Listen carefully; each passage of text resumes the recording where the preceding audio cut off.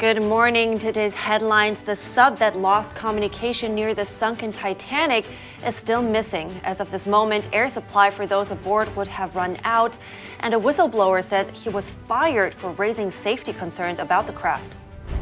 Chaos on the House floor as Democrats protest Republican censure of Congressman Adam Schiff. We have reactions from Schiff and House Speaker McCarthy. Indian Prime Minister Narendra Modi is expected to deliver remarks and take questions from journalists at the White House today. What does his visit mean for the U.S.? Historical drops in education scores. Some blame the COVID pandemic, but others aren't buying that. They say something more sinister is behind the lowest numbers in decades.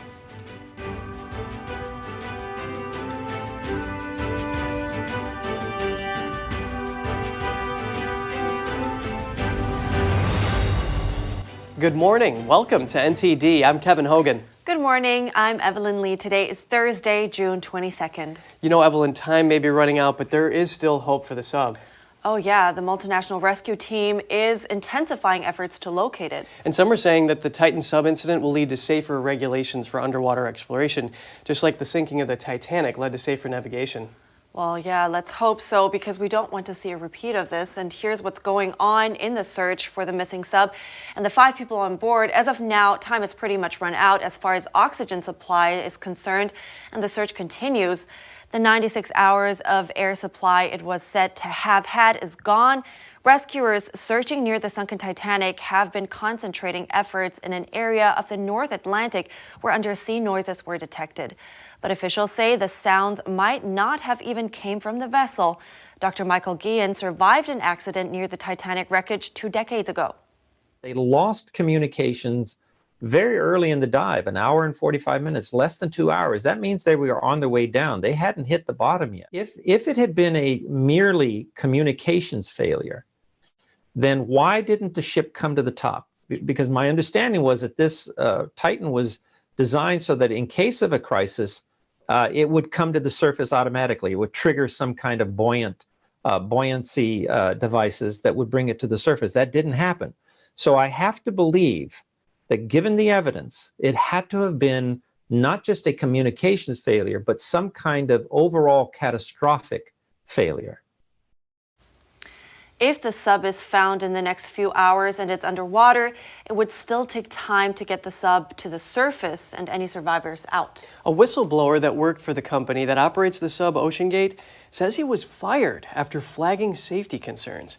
According to the lawsuit he filed after his dismissal, he had serious safety concerns about the craft's carbon fiber hull and other systems. He refused to authorize any manned tests of the Titan unless the hull was subjected to a non-destructive testing scan.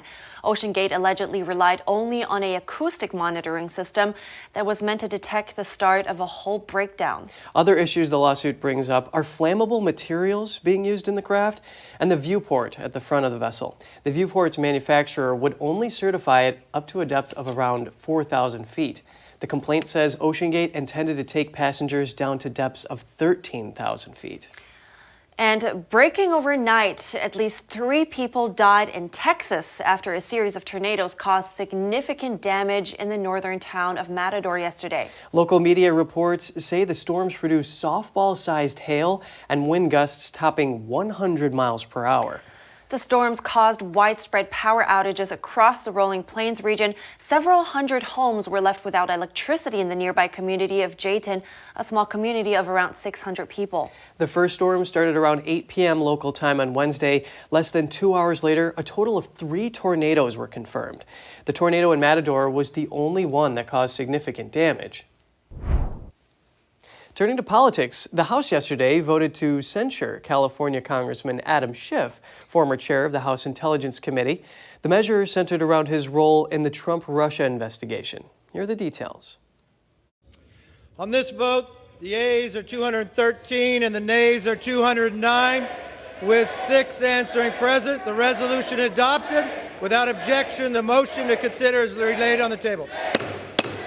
A resolution to censure Democratic Congressman Adam Schiff passed along party lines on Wednesday. 6 Republicans voted present. The measure condemned Schiff for perpetuating the notion there was collusion between Donald Trump's 2016 campaign and Russia, an accusation that has since been debunked. The House of Representatives censures Adam Schiff, representative of the 30th Congressional District of California, for misleading the American public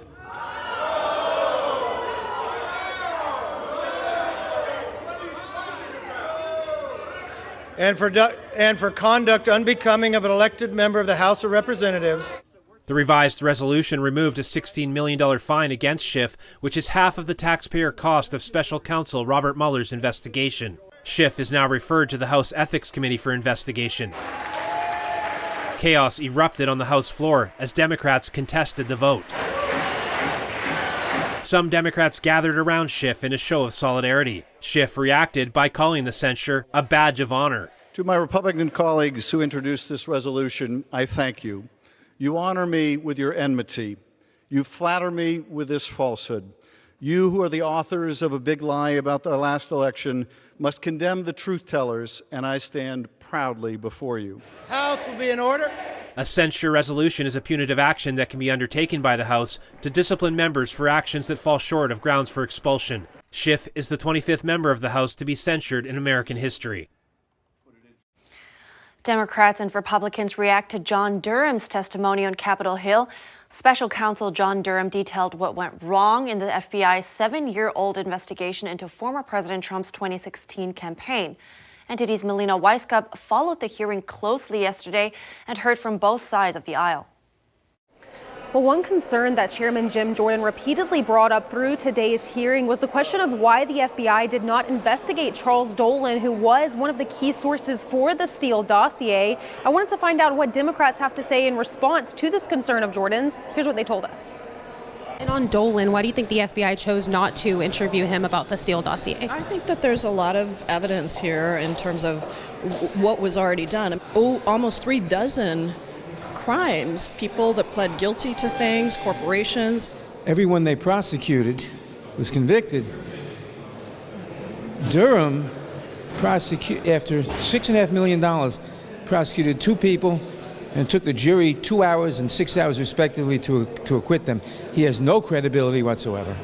And to that point of those cases pursued by Durham ultimately being acquitted, this is one of the ways that Democrats repeatedly tried to discredit Durham's report. That report that was released back in May ultimately says that the FBI skipped key procedures and they had insufficient evidence to launch that full investigation into former President Trump's 2016 campaign, although Durham did say that a preliminary investigation was needed. Our report should not be read to suggest in any way that Russian election interference was not a significant threat. It was. The FBI opened up Crossfire Hurricane without speaking to the people who provided the initial information. Is that true? That's correct. We found troubling violations of law and policy in the conduct of highly consequential investigations. So if there was legitimate violations of law and policy, why were those cases brought forth by Durham ultimately acquitted? We asked some Republicans why they thought that those key players were not held liable or accountable. Here's what they told us. You're talking about trying to bring in witnesses from foreign countries to prove cases. You can do something wrong that isn't illegal. You can do something wrong that is not easily indictable or easily convictable. And although Durham's report and today's hearing was only focused on Trump's 2016 campaign investigation, Chairman Jim Jordan says that these consequences could reach even further than just political candidates. Parents at school board meetings are terrorists. Pro-life Catholics are extremists. Even journalists aren't safe. Although we know the DOJ repeatedly has denied this, saying that their work focuses solely on violence and threats of violence. As for what Congress is planning to do with this Durham report, they're planning to update the FISA regulations, which ultimately deals with how foreign intelligence is gathered. Reporting from Capitol Hill, Melina Weisskopf, NTD News. The judge who will oversee Hunter Biden's plea deal case has been revealed, and she is a Trump appointee. The Senate confirmed U.S. District Judge Mariela Noreika with bipartisan support in 2018. Noreika issued an order yesterday requiring Hunter Biden to appear in federal court in Wilmington, Delaware on July 26th. The younger Biden agreed to plead guilty to federal tax charges and gun charges earlier this week. He will likely avoid jail time by entering into a pre-trial diversion program. Narendra will have to approve the deal between Hunter Biden and prosecutors. The former Air National Guard member accused of leaking Pentagon documents has pleaded not guilty. He will now have his day in court. 21-year-old Jack Teixeira pleaded not guilty on Wednesday to 6 counts of willful retention and transmission of classified information related to national defense. His family said in a statement that they continue to stand behind him and hope for a fair trial. Teixeira was taken into custody in April and has remained jailed since his arrest. He's believed to have leaked top-secret defense information to an online platform starting in 2022. Each of the 6 charges Teixeira faces carries up to 10 years behind bars, up to 3 years of supervised release, and a fine of up to $250,000. President Biden and visiting Indian Prime Minister Narendra Modi will be delivering remarks and taking questions at a press event today. It's a pretty rare occurrence for Modi, who hasn't addressed a single press conference in India since he became Prime Minister roughly 9 years ago. NTD's Jeremy Sandberg has more on Modi's visit and what it means for the U.S. Indian Prime Minister Narendra Modi arrived in the U.S. this week on his first official state visit. The two nations are working to strengthen relations amid China's growing influence and aggressive actions in the Indo-Pacific. National Security Advisor Jake Sullivan says while the visit is not about China, the question of China's role in the technology, economic, and military domains will be on the agenda. Major announcements are expected Thursday from the two leaders. That includes a joint venture to build General Electric fighter jet engines in India and a deal to sell them General Atomics armed drones. The drones will help detect and counter moves by China's military along the country's border. The jet engine tech has not even been shared with treaty allies. The move could bolster ties between the U.S. and India's defense industries. Another tech deal could be with the U.S.'s largest microchip manufacturer, Micron Technology. The U.S.-based company plans to start a testing, assembly, and packaging plant in Modi's home state, Gujarat. India is an alternative to China with more population and a growing economy, and it's really where a lot of the high-tech industries are moving towards, because in a conflict with China, you want to ensure your most important supply chain are maintained. The Biden administration is also looking to ease visa restrictions for skilled Indian workers to make it easier for them to live and work in the U.S. Washington wants India to be a strategic counterweight to China. Considering ideology, India is more aligned with the West compared to China, and when we consider India has gone through fending off Chinese aggression, so it's a very important lesson that the United States can learn from. And also having a partner in the region like India, it's going to ensure a wide range of economic and geopolitical opportunities. India recently surpassed China as the world's most populous country at 1.4 billion people. Jeremy Sandberg, NTD News. A State Department spokesperson came to President Biden's defense over recent remarks about communist regime leader Xi Jinping. Biden called it a great embarrassment for dictators when the U.S. shot down a Chinese spy balloon. The president's comment came after Secretary of State Antony Blinken visited China and met with the Chinese regime leader in Beijing. Here's how State Department spokesperson Vedant Patel put it. It should come as no surprise, of course, that we have differences and disagreements with the PRC. And the president believes that diplomacy, including this recent trip undertaken by the secretary, is a responsible way to manage tensions, clear up misperceptions, avoid miscalculations, and all of this is in our interest to do that. That does not mean, of course, we will not be blunt and forthright about our differences. Patel says he doesn't think Biden's comment walked back any progress made by Blinken during his China visit. He also says the U.S. won't hesitate to highlight the differences between democracies and autocracies. And just ahead, another lawsuit against Amazon. The Federal Trade Commission is suing the company for allegedly tricking customers into a paid subscription service. The U.S. has a homelessness crisis, and we bring you what one company is doing about it and their take on the issue after the break.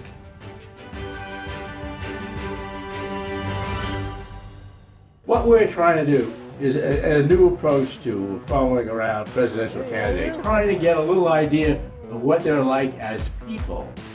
We are here at Joni Ernst's Roast and Ride event, where there are going to be 8 presidential candidates on the Republican side appearing.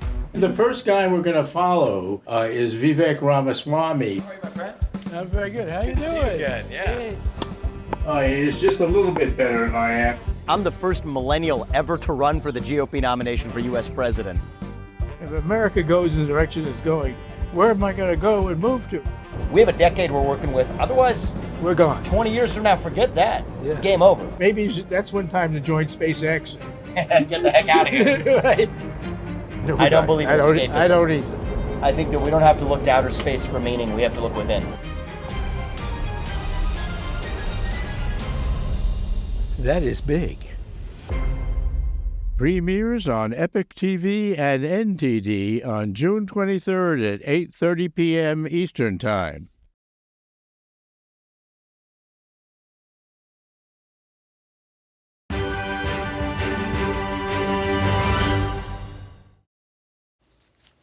Welcome back. You're just in time for some alleged deception. The Federal Trade Commission on Wednesday accused Amazon of tricking millions of customers into a paid subscription. NTD's Cost M&S has the details. Customers were allegedly tricked into the service without giving their consent. The company is also accused of implementing intricate steps, making it hard for customers to cancel. The FTC has been investigating sign-up and cancellation processes for the Prime program for over 2 years. According to the agency, Amazon also committed intentional misconduct by providing bad faith responses to requests for documents, with intent to delay the investigation. The lawsuit is the FTC's latest action against the e-commerce giant in recent weeks. Last month, the FTC announced a nearly $6 million settlement with Amazon's Ring doorbell camera unit. The agency said cameras had been used for spying on some customers. Wednesday's lawsuit came on the day Amazon announced the July dates of its major sales event Prime Day. Cost M&S, NTD News. You know, just a side note on that, I actually know somebody who tried to cancel her Prime and she just couldn't find the button.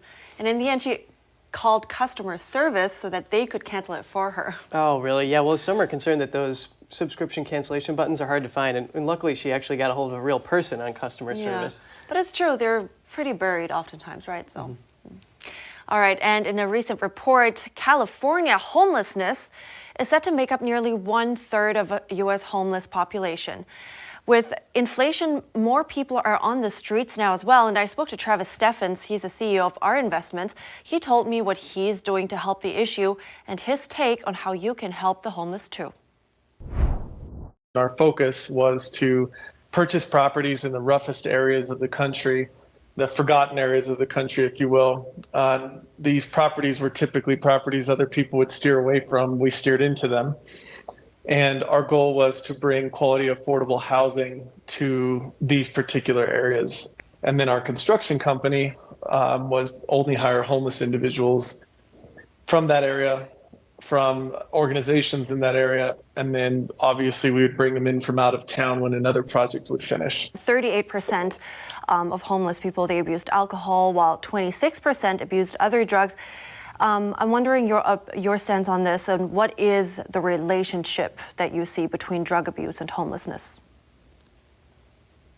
It's a great question. So the current census is 581,000 people homeless in the United States. And so what's cool about what you just said, and I want everybody to know this, is that 50% have something with this quote unquote word chronic around it, but there's still 50% that are very much able to be helped and ready and willing to step up to the plate. So the 50% you just talked about with the chronic, and this word chronic has a lot of negative connotation around it, but we use that for a moment. There's a subset of homeless people that stand out on the streets that have certain levels of mental illness. So we've got those individuals on the street corner. Those are the ones we typically see. So everyone's perspective of homelessness is they're all chronically on drugs and on alcohol, and that's simply not true. Then you have the next tier of homelessness where they are using drugs and they are using alcohol to numb the pain of the shame and guilt that they feel from falling into this trap. And we all fall into traps.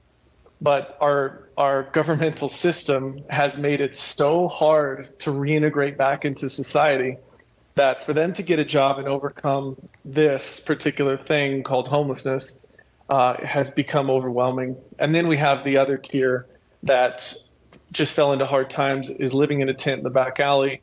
They're sober and they just need some help to get a job and get back on their feet. What is your personal opinion on what the best way is to help those individuals, depending on the tier they're on, so to speak? Well, my opinion is we have to stop looking to the government to fix it.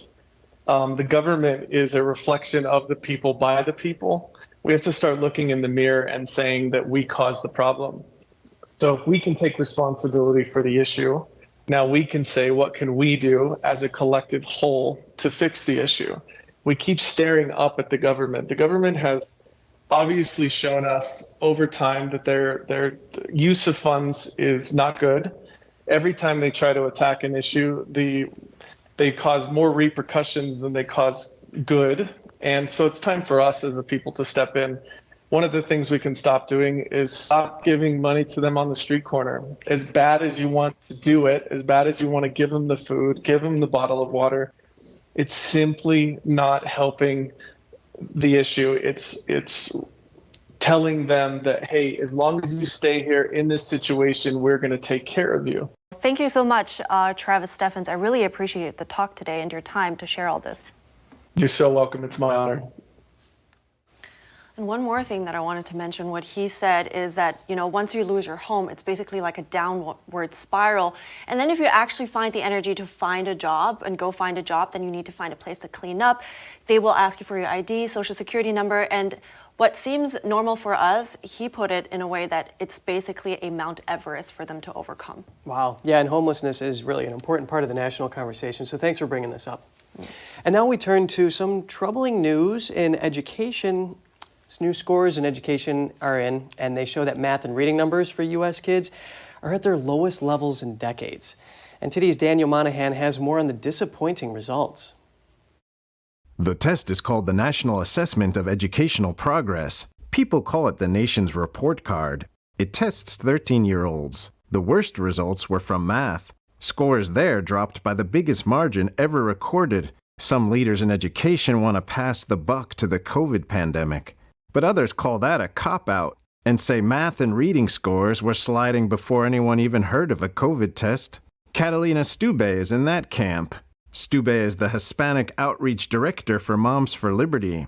She thinks adults and the Marxist ideology she says they're pushing in schools are the real culprit. Now we have children confused on gender, on anything in life, actually. And it's this lack of purpose, on real purpose they have in life, that they lost all the motivation in school. The news was bad for white students whose scores dropped by 6 points, but even worse for black students whose scores fell by 13 points. Stube blames that gap on who she calls ideologists and their indoctrination policies. When you push critical race theory and you make everything about victims and oppressors, they think they are entitled to do not any effort in academics or in life. Stube says education in the U.S. has lost its way. She gives an example of the kind of stuff being taught in sex education classes. They are teaching them how to masturbate, what to put inside their bodies, not only for women, but for the men. And this is pure perversion pushing to our children. Stube finishes up on what she sees as a ray of light, homeschooling, which is what she's doing with her kids. Daniel Monahan, NTD News. And now let's get to some short headlines from around the world. Over 30 people died when a leaking LP gas tank blew up in a barbecue shop in the Chinese city of Yinchuan. 7 others are reportedly undergoing treatment for burns and cuts. The blast happened during peak dining hours. High school students and retirees are among the dead. At least 5 people died as multiple vehicles collided in Mexico yesterday. The accident occurred near Guadalajara and involved 7 vans, 4 cars, a truck, and 4 tractor trailers. More than a dozen were injured, some of them seriously. A Ukrainian missile attack struck a bridge this morning. It connects Russian-held parts of the Kherson region with the Crimean Peninsula. The bridge is one of a few that links Crimea to the mainland. Its destruction could give Ukraine an advantage in retaking the peninsula or leverage over future negotiations. Coming up, your spouse is a vegetarian, but you're dying for a chicken sandwich. Regulators may have just thrown you a guilt-free lifeline by green-lighting lab-grown meat. And you're 100 years old. How are you going to celebrate? How about a party full of the furriest friends? That's after the break.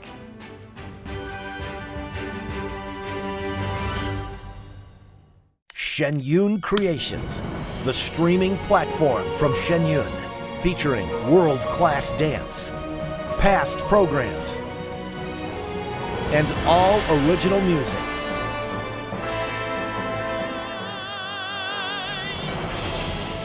Masterclasses, behind the scenes, comedy, and more. Explore shenyuncreations.com. Hey, I told you enough of that. But look, this is different. It's Ganjing World.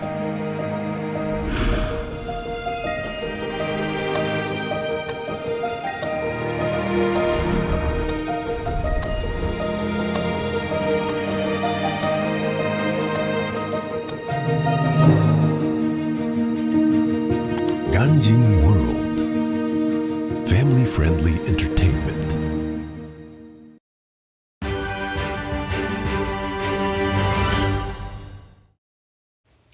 Welcome back. You love a spicy chicken sandwich on your lunch break, but feel bad in case those animals suffered. Well, help could be on the way. Regulators gave the green light yesterday to chicken grown in a lab. Animal cells are the main ingredient in this new concoction. 2 California companies got the thumbs up to offer their chickeny delight to restaurants and supermarkets. They call it cultivated meat, and it's grown in steel tanks. They say the goal is tasty meat without the need to harm animals. Supporters say more lab-grown meat is better for the environment. And that's because of less grazing animals, animal waste, and growing animal feed.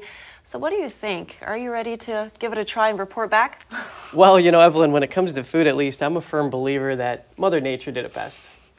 All right, yeah, I can agree with that. A recent poll, a AP poll, showed about 50% of U.S. adults don't want to try lab-grown meat. The reason is it sounds weird. Singapore was actually the first country to allow the selling of meat made from animal cells. Moving on to a whole nother story. Who let all these dogs out? A California man's 100th birthday is sure to go down in dog block party history. His daughter wanted to do something unforgettable for her dad's special milestone. So what better than a parade of 4-legged friends for the lifelong doggy lover? We Rate Dogs posted all about it on Twitter. Dr. Robert Moore's family got the word out on social media. They wanted folks to dress up their furry pals and parade them in front of their house on the special day. They figured around 20 to 30 dogs would show up, but instead about 200 dogs and their owners came by to wish him a happy birthday. The turnout was such a smashing canine bonanza that the line stretched all around the block and down the street and into a block party folklore. Now, this is an official announcement. If anybody is throwing me a surprise party for any reason, this is the way to go. Oh yeah, canine bonanza for sure. Yes, looks like a dream. All right, that's it for today's program. We'd love to hear from you at goodmorning@ntd.com. That is our email address if you have feedback or anything else that you would like to share with us.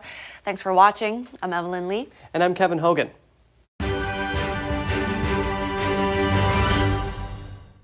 Thanks for watching us on YouTube. Did you know YouTube only keeps selective videos on its platform? So if you want to make sure you get the full picture, just subscribe to our newsletter. Go to newsletter.ntd.com and sign up. It's free.